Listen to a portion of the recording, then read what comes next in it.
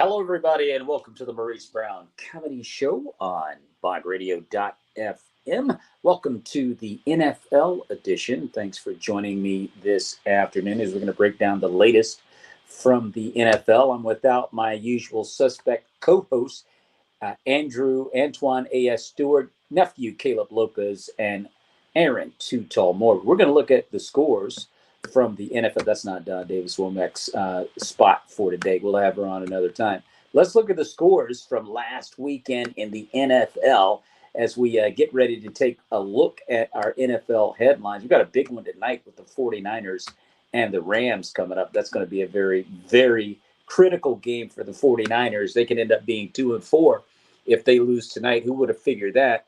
But we'll look at Week 5's results. The Falcons over the Bucks, 36-30, final overtime game.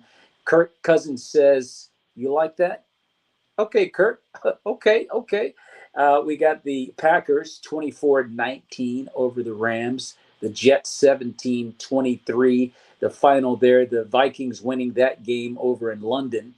We're going to talk more about Aaron Rodgers and the Jets as they have just fired Robert Saleh a couple of days ago. The Bengals and the Ravens, 41-38 in a real shootout. But the Bengals just can't seem to get over the hump. The Jags finally get a win with Trevor Lawrence, 37-34. They just paid that man a $270 million contract over the summer. Let's get a win. Can we? Miami, 15-10 in an ugly one over the Patriots.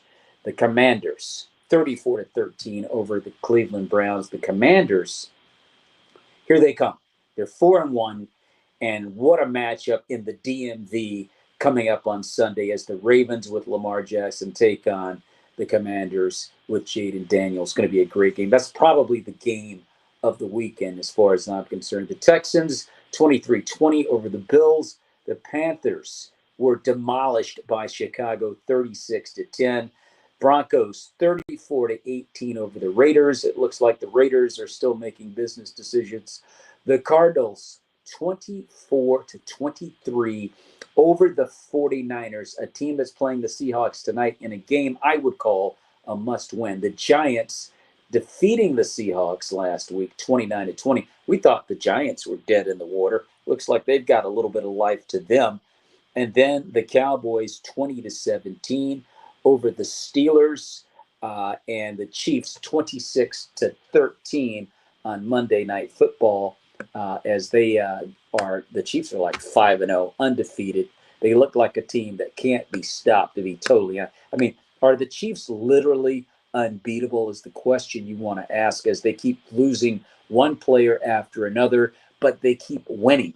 That's the amazing thing about the Chiefs. They keep winning. So you just look at them, and they're just scary. The Chiefs are just flat out scary. But we're going to look at some NFL headlines. And the first one, did the Jets make the right call by firing Robert Saleh? Well, you got to look at it like this. Robert Saleh's record was 20-36. That's a pretty bad record. Bill Parcells says your record tells you who you are. So I don't see the real problem in firing Saleh. I mean, they're struggling. You brought Aaron Rodgers to come in, and he gets to order whatever he wants from the menu. You gave him that ability, and they're just Robert Saleh is just not reaching the team. And the one thing about the Jets is you have to remember they lost to the Vikings, the hottest team in the NFL in London, by less than a touchdown. The week before that, they lost to the Denver Broncos, who are looking like perhaps maybe the best defense in the NFL, top 3, and they lost only by 1 point to them. So now, are the Jets really that bad? They've got a game on Monday night against Buffalo for first place in the division. Maybe removing Robert Saleh and getting the person that Aaron Rodgers wants in the head coaching position, I guess a guy he can control better than Robert Saleh. I don't know. Maybe he just didn't like Robert Saleh. I don't know. So you get a new coach in there, and then they just hired they just positioned a new play caller in place of offensive coordinator Nathaniel Hackett. So if Aaron Rodgers is happier with the new play caller and the new head coach, and they're only one win away from being first in the NFC East, I'm sorry, the AFC East, hey, maybe it's not that bad of a move. A lot of people are, you know, pointing fingers at Aaron Rodgers, but hey, we got a lot of football left. And the Jets could end up, shocking the world and, maybe even going to the Super Bowl. We're talking about Aaron Rodgers right here. So let's just reserve our judgment a little bit. Let's talk about the 49ers. What's wrong with the San Francisco 49ers? They had a 10-point lead in the fourth quarter 2 weeks ago against the LA Rams, and they lost. They had a 10-point lead going into the fourth quarter last week, this past Sunday, against the Cardinals, and they lost. And they lost to the Vikings in Minnesota, where the Vikings are beating everybody, including the U.S. Army. So you just don't expect the 49ers to continue in that. They've got a lot of injuries. Okay, Christian McCaffrey's out. I don't think Deebo Samuels is 100% healthy. They've got some guys on defense that are nicked up. Brandon Ayuk, I don't think he's happy in San Francisco. I don't know what's going on with the 49ers. Do I think they're done? By no means are they done. But they need to get this game tonight, or they're going to end up possibly losing the locker room and maybe going to tailspin. It's going to be a good one tonight against the Seahawks on, what is that, Prime Video, Prime Network, whatever it's called. The NFL keeps giving their networks, so their games away to these different networks. It's hard to watch these games. Anyway, tonight at 8:15, I believe it is, the 49ers and the Seahawks. Now, next headline, can Drake May turn things around in New England? Drake May has been named the new starter for the Patriots. They finally decided to kick Jacoby Brissett to the curb. The Patriots are horrible. And they're probably one or two losses away from a failed season. Drake May's had an opportunity to sit there and watch for about 4 weeks. Since the season started. We're in week 6, believe it or not. The season's getting right by us. But he's had a chance to watch and Jacoby Brissett get destroyed. It's like, I don't want to do what he's doing. He's had that opportunity to make some business decisions himself. But I think this is about time to put him in there. I think Drake May's going to take you a lot farther than Jacoby Brissett. Quite frankly and honestly, I thought Jacoby Brissett would be playing better than this. The guy's been with 6 or 7 teams. I guess I shouldn't be surprised. So can Drake May turn things around in New England? I think he's got as good a chance as anybody else. You look at these young guns that have come into the NFL. And it was a shaky start for Bo Nix and Jaden Daniels and Caleb Williams. Well, they're all doing just fine right now. And Drake May was in that quarterback class. And you start to wonder, maybe the Patriots should have gone with him. I don't know. But I think they're going to be in a better position now that he's had a chance to at least watch Jacoby Brissett. And now he's going to get the opportunity to start. I think he can turn things around in New England. The Bears and Caleb Williams, are they to be taken seriously as contenders? I think so. Now, it was the Carolina Panthers. Okay, let's just, pump the brakes a little bit. We get it. The Panthers stink. However, a good team should be able to destroy a team like Carolina, which the Bears did. And they're 3-2.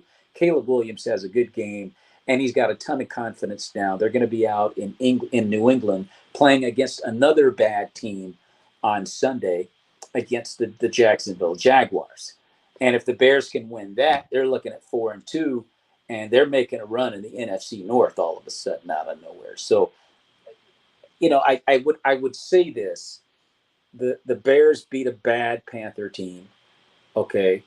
To start the season out, they beat a pretty bad I forget who it was they started season. I think it was the Cardinals. I forget who they beat. And then they have a very easy game coming up against the Jags. So the long and the short of it is, have they really seen a team that presents problems schematically on the defensive side of the ball for Caleb Williams? The Texans did.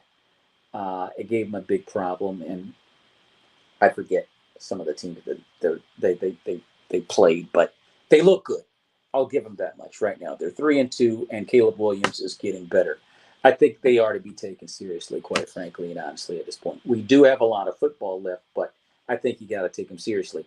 Now, as I talk about Chicago, the question now becomes, is the NFC North the best division in football? Well, you got the Bears at 3-2. You got the Vikings, who are undefeated and arguably the best team in the NFL at 5-0. You got the Packers at 3-2, and you've got the Detroit Lions at 3-1. All winning records, all formidable teams. It seems to be, and I don't think there's any other division in football that's got all four teams with winning records. You look at the NFC West, you look at the NFC South, and you look at the NFC East. They don't have that. The AFC North, we thought might have been the best football team conference division in the NFL, but they don't look so good anymore. The Browns are terrible. The AFC West, where the Chiefs play, completely dominating that division. The Raiders are terrible. The AFC East, you've got the Bills and the Jets, only two teams that are worth discussion in that division. And then, of course, the AFC South, which arguably may be the worst division of football. So there it is. I think it's safe to say the NFC North is probably the best team. I'm sorry, the best division in football, without question. Each one of those teams with a shot to go to the playoffs. We got a lot of football left, so we want to pump the brakes a little bit on a lot of these statements and proclamations that we're making. Things can change just like that. But as it stands today, I think the NFC North probably the best division in football. Now, the Las Vegas Raiders. Antonio Pierce, I was talking about business decisions earlier, where 2 weeks ago he said his team decided to make those business decisions instead of playing football. And now you're looking at Davante Adams, who wants out of Las Vegas. Has Antonio Pierce lost the locker room in Vegas, and is he on the hot seat? And anybody wants to chime in, please feel free to do so. You're watching the Maurice Brown Comedy Show NFL Edition on bogradio.fm.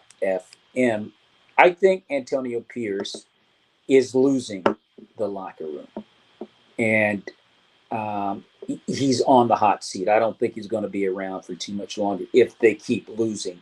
You know, the Raiders looked like a team that was fairly formidable about 3 weeks ago, and all of a sudden they can't seem to find their way out of a brown paper bag. And Davante Adams, once again, wants out of Las Vegas. And you just feel for Antonio Pierce. I mean, I really want him to succeed in Las Vegas, but all of a sudden it just doesn't look good for him going forward. Let's switch gears and look at the Kansas City Chiefs and ask the question, are they unbeatable? Listen, Rashee Rice goes down. Okay. Your running back goes down. I forget the running back's name for the Chiefs. Pacheco, he goes down. And Travis Kelce is more concerned about Taylor Swift than catching, crossing patterns. Not a single touchdown for Travis Kelce so far. And they're 5-0. They just keep rolling. And one way or another, Patrick Mahomes and the Chiefs are going to find a way to win. You know what? They look like they're unbeatable to me. They really do. We got a lot of football left, though. Anything can happen. Baltimore could definitely get them. There's no doubt about that. So we don't want to just jump the gun, but, man, they look really good. And I don't see anybody else in the AFC that's going to give them a real problem other than Baltimore, but maybe Buffalo will rise up. I don't know. Let's switch gears to this one. Can the Steelers continue to move forward with Justin Fields as their QB1? I'll tell you right now, you lose to the Colts, which I don't think it's his fault that the Steelers lost, but the offense they weren't world beaters out there. And then you lose to the Cowboys, a team that from a schematic standpoint, you should be able to dominate, just run the ball down their throat, which they didn't do with Najee Harris. And they didn't do with a running quarterback in Justin Fields. I don't know what Mike Tomlin was thinking about. And so then you look at what's going on with Justin Fields' production at QB. Not that great. Dude, you let Dak Prescott and the Cowboys come into your house and win. And they say Russell Wilson is healthy. I think it's time to make the switch. You don't want this season to get away from you if you're Pittsburgh. If you can get more production from the QB, heck, the backup Kyle Allen looked better than Justin Fields. So, and if it doesn't work out with Russell Wilson, I would go with Kyle Allen. But I think it's time to give Justin a powder and let's try Russell out and see if we can get some better production on offense. They got a great defense. We're talking about the AFC North at once being considered the best team division in the NFL, and no longer the case. Cleveland was one of the reasons you felt like they might have been the best division of football. We definitely thought Cincinnati would have won more than one game or two by now, and they haven't. But the Cleveland Browns are paying Deshaun Watson $230 million. And the question is, do they have options? Or are they just simply stuck with the failed $230 million investment? I hate to be the bearer of bad news and to be pessimistic. We got to call it like it is. It's a failed $230 million investment. Here you are fooling around with all these girls, getting in trouble all over the place with them. They run you out of Houston because of the fact. And then you get to Cleveland, and there are more girls coming out of the woodworks accusing you of sexual harassment of some sort. And it seems like you can't think. Yeah, the Deshaun Watson we're looking at right now is not able to play QB1 for anybody. His head's not in the game. And you have Jameis Winston, which the last thing you would ever do is say, you would think, Jameis, get in there. You don't want Jameis Winston in the ball game, believe me.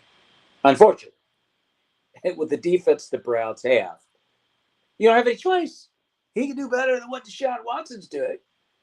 And you've got DTR, and I don't know what the acronym means, but he's the third stringer. Deshaun Watson is just stinking up the place. And the Kevin Stefanski is on the verge of losing that locker room because that defense is tired of going out there and giving it everything they've got, and you can't move the ball. You know, defense is going to get tired. They can't do that for 60 minutes, and they're getting worn out because they are not moving the ball on offense. And you just look at the Cleveland Browns and go, hey, guys, you have just wasted a $230 million investment. I hate to say it, but to me, that's exactly what it looks like. Let's look at the best teams in the NFC, the NFL Power 5, and I start with the NFC, and I have them as listed. The Minnesota Vikings at number 1, followed by the Washington Commanders, the Detroit Lions, the Atlanta Falcons, and the aforementioned Chicago Bears. You look at the NFC, and you look at the Vikings, and they look like they're almost unbeatable. But I got to say, you know, the Jets, actually, as bad as Aaron Rodgers played, still had a shot to win that game. They did not look like world beaters to me in that game, but they're 5-0. Let's leave them at number 1. And then you look at the Commanders and Jaden Daniels and what they're doing in the nation's capital. And you got to give them tons of respect. Like, yo, what's going on with the Commanders? Jaden Daniels is looking like a seasoned veteran back there. He can run and he can throw. He knows when to slide. He knows when to get out of bounds. But he's just picking defenses apart. This is going to be the biggest test for Washington that they've had all year, however. This is a litmus test game to find out how real the Commanders are. That's going to be on Sunday, probably the game of the week, no question. I've got Detroit following the Commanders in the number 3 spot. Lions look great. They've got a game against the Cowboys, and I pity the Cowboys because they're going to destroy them, in my opinion. The Falcons look really good at 3-2 with Kirk Cousins. Kirk said the other day, you like that? Hey, Kirk, pretty good, dude. I'm going to leave you alone. 3-2, and the Bears at number 5. Now, I could have put the Packers in this spot. I could have put the Buccaneers in this spot. They're all 3-2. Could have put the Cowboys in this spot, but there's a good reason why I didn't put them there. I think you understand. But you look at what the Bears are doing versus the Packers and the Bucs, and I like the winning percentage better with the Bears. And I got them at number 5. Well, look at the AFC, and I have them as follows: the Kansas City Chiefs, best team at 5-0 in the AFC, no doubt about that. Followed by Baltimore at 3-2, the Houston Texans at 3, the Bills at 4, and we got a newcomer to the big boy table. It's the Denver Broncos. Sean Payton has taken this kid, Bo Nix, and he has made this kid a heck of a starting quarterback. Now, they had a problem on the bench. Sean Payton was yelling at him. He caused Bo Nix to yell at him. And he's an equal opportunity employer. He yelled and humiliated Russell Wilson last year, and he did the same thing to Bo Nix. But they're 3-2, and Bo Nix is balling. But Denver's defense might arguably be the best defense in the NFL. And so you just look at them and you go, okay, here they come. Here come the Denver Broncos. Going to be interesting to see how this whole thing plays out, ladies and gentlemen. We have a lot of football left. It's early yet, but this is starting to get fun. Now, for the entire league in the NFL, I've got the Kansas City Chiefs at number 1 because I think they just look like they're just freaking unbeatable. Followed by the Vikings, who are also 5-0, who are starting to look like they're beatable to me. Like the Jets had a real shot at winning that game. And the Green Bay Packers had a real shot at coming all the way back from 28-0, losing 31-29. Like, how do you do that? But they're 5-0. And I got them number 2 in the league, followed by the Baltimore Ravens. Now, the Ravens got into a shootout with the Bengals, and they won 41-38. But Lamar Jackson is starting to come into his own. Like, can you stop the Ravens? Can you stop Derrick Henry? Can you stop what Baltimore wants to do on offense? But again, Cincinnati's probably got the worst defense in the NFL. So, but you got to love what Baltimore's doing. Then I got the Commanders, who's playing Baltimore this weekend at number 4, and I'm looking at the Commanders, and I'm like, okay, this is the litmus test game right here. If you can beat the big boys, your DMV brethren down the road in Baltimore, this is where you have literally earned your seat at the big boy table officially, and you put everyone officially on notice if you can win this game. And then I'm going to go with the Houston Texans at number 5. The Texans, I mean, my gosh, they're sitting there at 4-1. Their only bad game was against they were destroyed by the Vikings. And I mean, they were humiliated in Houston by the Vikings. But they've bounced back and they've won all of their other games, and they're looking like the team they're supposed to look like. I think the Vikings are just scary good, but they're showing a little bit of leakage here of late. But the Vikings are scary good, and that's the only loss that the Texans have this year. And they beat a Buffalo team that just doesn't seem to know how to figure things out very well. And so then I have them at number 5. So to round out the shows, we get ready to tip out of here. We're going to look at the Week 6 matchups coming up this week. And I like the Thursday night game, which is tonight, the Seahawks and the 49ers on Prime Video tonight at 8:15 in Seattle. This is a must-win game for the 49ers. I know it's early, but they can't go down 2-4. Because of the fact that they went to the Super Bowl last year, they've got one of the league's toughest schedules. They need to win this game. That's going to be at 8:15 tonight on Prime Video, and on Sunday morning at 9:30 in London, jolly old London, England. We've got the Jacksonville Jaguars taking on the Chicago Bears on NFL Network. That's going to be at 9:30 in the morning. I tell you right now, there's no way in the world I could see the Bears losing this game. Although you feel for Trevor Lawrence, you got to feel like at some point the young man's got to start earning that $270 million contract he signed over the summer. We'll see what happens with that. Now, on Sunday afternoon at 1 o'clock, we've got a bevy of games, starting with the Cardinals and Packers at 1 o'clock. The Packers, being my team, will be at Lambeau Field. But they got to deal with Kyler Murray and Marvin Harrison Jr. and a team that's been very gamey all year. This is not going to be an easy game for Green Bay. I can tell you that right now. I don't care if they played at Lambeau Field, Arizona, or the Washington Monument. This is going to be a difficult game for the Packers and one to watch, no question about it. The Houston Texans take on the Patriots at 1 o'clock. Patriots going in the wrong direction, but they did decide to name Drake May as QB1. So it'll be interesting to see. I don't think this is the game to do that because he may get pummeled and never want to play quarterback again. Anyway, that being said, the Browns take on the Philadelphia Eagles at 1 o'clock. The Buccaneers take on the Saints at 1. The Colts take on the Tennessee Titans. Anthony Richardson is still recovering. They still may go with Joe Flacco as a starter at 4:05 p.m. This is going to be a good matchup right here. The LA Chargers and the Denver Broncos. As we see now that Denver, they got game, as they say. Denzel Washington would agree. They got game. And the Chargers take on the Broncos at 4:05. The Pittsburgh Steelers, and I don't know why I got that. I don't know who they're playing now. I put the Broncos down. The Broncos are taking on the Chargers. Whoever the Steelers are playing, I wouldn't start Justin Fields. I'll just say that. 4:25, we got the Lions taking on the Cowboys, which may be the game of the day. I have the Commanders and the Ravens as being the game of the weekend. But this is a good one right here, too. In Dallas, Detroit, and the Cowboys will get down.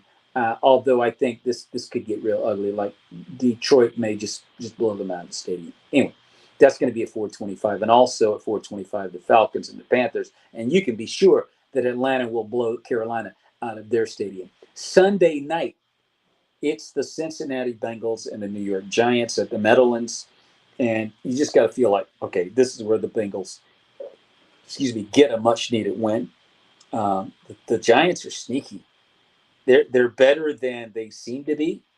You know, there's something you can't quite figure the Giants out, but you have to figure the Bengals are going to win this game. That's going to be at 8:20 on Sunday Night Football on NBC and Peacock. Monday Night Football. Now, this one may be the game of the weekend. I said the Commanders and Ravens. I also said the Lions and Cowboys. But Buffalo versus New York, the New York Jets at the Meadowlands, 8:15 on ESPN could be. And as a matter of fact, I'm just going to go ahead and say it. This is the game of the weekend because you just get Robert Saleh fired. This is for first place in the AFC East, and all that talk about Robert Saleh not being the guy and whatnot. It's put up or this is a put up or shut up game for the Jets and Aaron Rodgers right here. And it's going to be in New Jersey. And Buffalo is not one of those teams that you can just say, we got no problem with it. This is going to be a tough game. Another tough game for the New York Jets. That's the game of the week right there. Buffalo versus the New York Jets on ESPN Monday night at 8:15 p.m. And with that, ladies and gentlemen, it is time for me to dip. I appreciate you hanging out. Next week, we're going to have the usual crew here with me, Antoine A.S. Stewart, Aaron Too Tall Moore, and Nephew, Caleb Lopes. This has been a lot of fun. If you've enjoyed this video, well, by gosh, like it and share it. And subscribe to the Maurice Brown Comedy Channel on YouTube. And check me out on Spotify as well, where all major podcasts are heard. So, until the next time we meet, may the peace of Jesus Christ, everybody, be with you and your families. God bless.